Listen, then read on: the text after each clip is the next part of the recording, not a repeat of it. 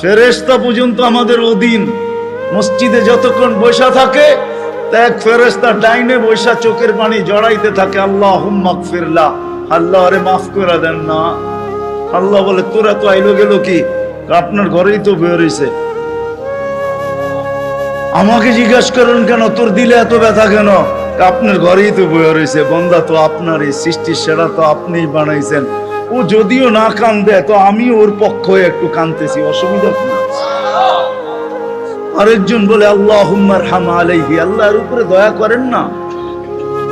আপনার ঘরে বসে রইল, তারপরে যদি দয়া না করেন তো বাজারে গেলে করবেন, ওটা তো দয়ার জায়গাই না। কি করে না না করে না দোয়া। যতক্ষণ মসজিদে বসে থাকে আরেকজন নামাজের সওয়াব লিখতে থাকে।